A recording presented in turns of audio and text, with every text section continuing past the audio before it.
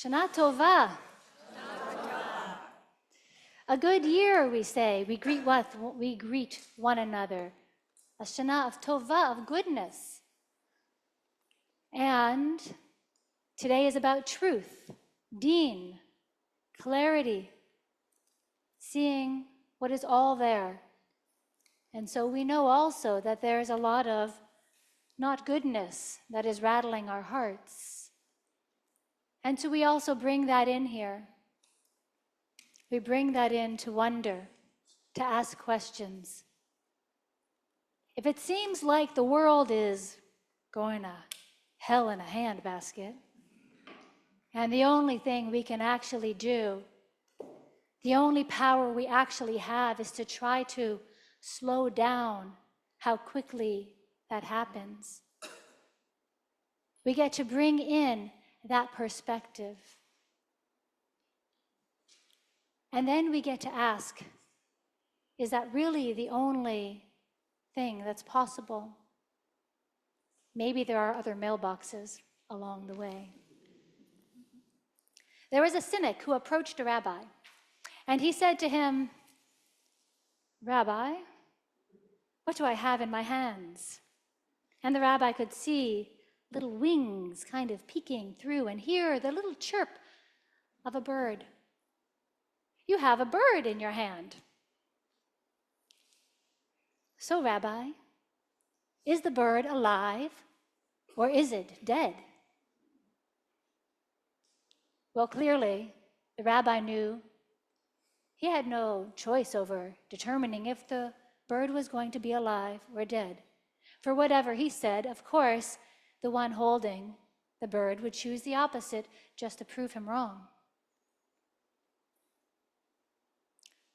The choice, my friend, the answer, my friend, is in your hands,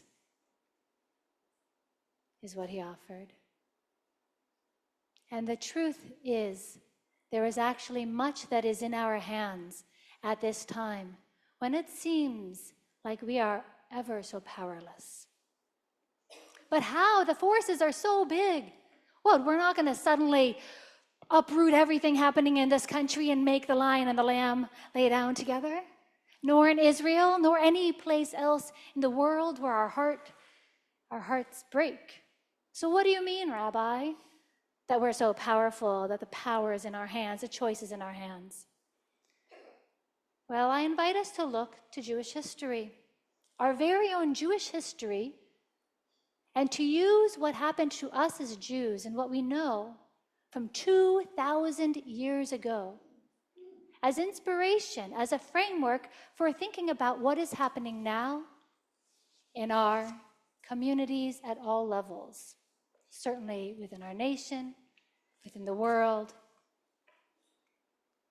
and to ask, what is it I don't yet know? How can 2,000 years ago inspire me today? But first, a little framing. There's a wonderful book called High Conflict, Why We Get Trapped and How We Get Out by Amanda Ripley. And I highly recommend looking at it, reading it, getting a copy. And she talks about high conflict. High conflict is the kind of situation we're living in our country right now, in Israel and Palestine, right? In many conflict areas in the world, also within gang communities, within any place where there is an us and there is a them. If you know of any place where you feel like there's an us versus a them, it can quickly escalate to high conflict, become a high conflict. She studied Israel and Palestine. She studied Colombia, gangs, even a progressive synagogue that was torn apart, that had frustrations, challenges over Gaza, Israel, and Palestine. Anywhere where there is an us versus a them, a binary, is an important part of what contributes to high conflict and the kind of stress, concern, and fear we have for ourselves and anything coming forth from today into the future. And one thing she says is that anything you do in a high conflict situation usually backfires. So you have to do counterintuitive things and do them with great care. Jewish history. 2,000 years ago, what happened? Destruction of the temple. Right? The temple.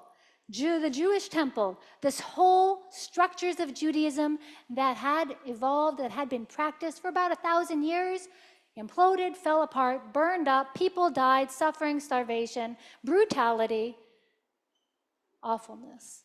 Right? Why? Who was attacking the Jews? How did it fall? Who was? Roman Empire. The Roman Empire against the Jews. Who's going to win? Seems a little obvious, doesn't it? Well, but here's the kicker. At the one level, there's the us and them. The Romans, Goliath versus David. But what happened? High conflict, not only with the Romans versus the Jews. Inside the very secure city, walled city of Jerusalem, where the temple stood, people had different ideas about what to do. They had different ideas, and they had these ideas, and they had these ideas. Well, us and them, who's going to win? In a high conflict situation, us and them, everyone loses. It's what we see right now. It's why it scares us. What did they do? It got more and more extreme, the differences. They had food stores, you see, within the walled city of Jerusalem. They were prepared for a siege from wherever it might happen. They wanted to protect the temple.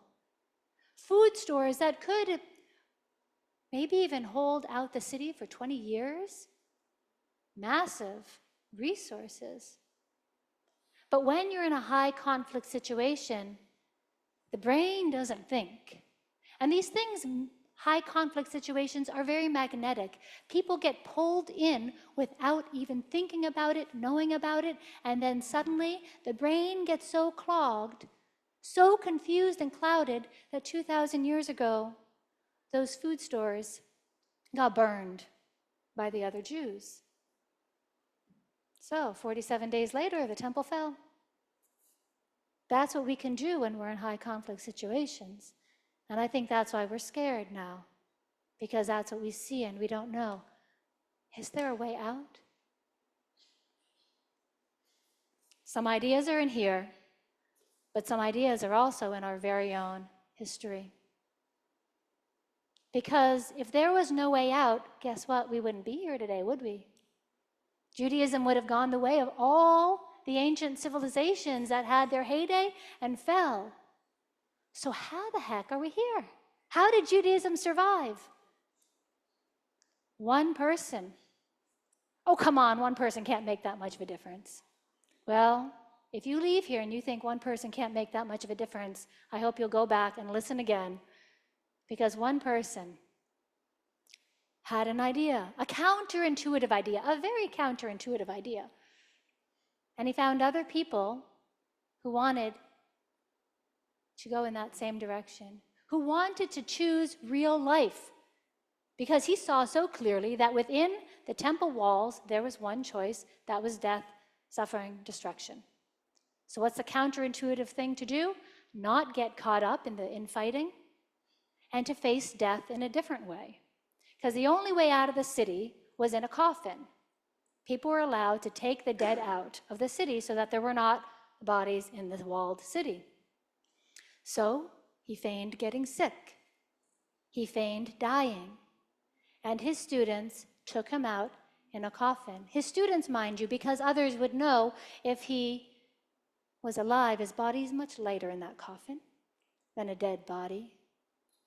And not only did he go into that counterintuitive, pretty uncomfortable place, I'd say, but going through the gates, the guards knew people might try to be escaping, and so they would regularly pierce the coffins with their spears to make sure no one gets out. It's our history. So his students said, please, for the sake of the honor of our rabbi, of our teacher, please don't pierce the coffin. And they let him out. Now he's outside the walls. He gets outside of the coffin, and what's the first thing he does? Well, what would be the most counterintuitive thing? He goes to the Roman general, Vespasian. He goes to the Roman general, and they have discussions about things. You'll have to go check history about that. But one thing that happens is he says, give me Yavne. Give me the city. Give me this town, this space, Yavne. I want to build something new and be safe. And for reasons you'll check in history, Vespasian says, yes, I will do it. I will give you your dream.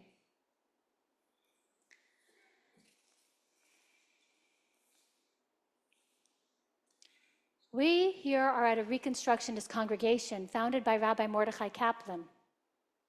He was excommunicated from the Orthodox movement that he grew up in for making changes to the traditional liturgy, because he believed that it is our responsibility to be active participants in not only the evolving religious civilization of Judaism and how Judaism evolves. But when Judaism evolves in a different way, we know we have a lot of impact in the world, and the world changes. So how does the world change? Through Judaism, through us bringing our intentionality, us bringing our questions, us bringing our courage to take risks, to go into the uncomfortable.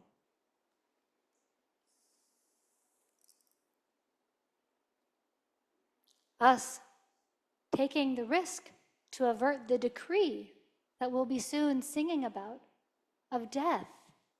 It can feel so we can feel so powerless, but again, we have much choice, and on Yom Kippur, we'll be looking at other examples from our tradition of how do we actually bring the theoretical into the practical and enter more deeply in this year in a way that can claim that power to be active co-creators with the divine in what happens, how the world evolves. We can choose to be Rabbi Yochanan going into that uncomfortable place. And we can choose to be the Roman general Vespasian, giving permission for building something new. Yavne, Yibaneh, our liturgy tells us, Yibaneh HaMikdash, may the sacred place be built again. We can build a Yavne, Yibaneh HaMikdash, one by one, linking arms. And again, Yom Kippur, we'll get into that more. It won't be easy. It won't change overnight. But we have more impact and power than we think. I'd like to close with a little Hebrew lesson. We are here on the holiday of Rosh Hashanah. Rosh means Shana means Hebrew is so fun, though. It doesn't just mean year. What other words connect to Shana? Shinaim, incisiveness. Rosh Hashanah, we greet one another with a greeting of Shana. So may this year have goodness that comes from incisiveness. When we greet one another and hear that blessing, may we receive the blessing to have more incisiveness this year. About, in the Ahavta we say, V'shinantem levanecha, teach them to your children.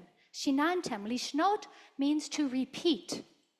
Repeat, repeat. But you also have lishnot, to repeat, lishanot, to change. Well, are we repeating or we're changing? Well, what's in our hands? What bird? Is the bird alive or is it dead? The choice is yours. So this year, may you have a year of incisive exploration about what to change, what to repeat, because we are Yehudim. We are Jews who know Yehuda, Toda, Modim, gratitude, acknowledgement. We know how to open our hearts, gratitude. And we know how to be Ivrim, Hebrews, Ivrit, Hebrew. We know how to be the ones who over, who cross boundaries. We are boundary crossers. We can get into the uncomfortable place, the unfamiliar place, to open our hearts, to link arms with one another, those who want to open their hearts, so that we can build Yibaneh, Yavne, a mikdash, a place of sanctity, wholeness. Yebaneh, Yebaneh, Yebaneh HaMikdash. Join me at all levels. Yebaneh, Yebaneh, Yebaneh HaMikdash. Yebaneh, Yebaneh, Yebaneh HaMikdash. Shana Tova.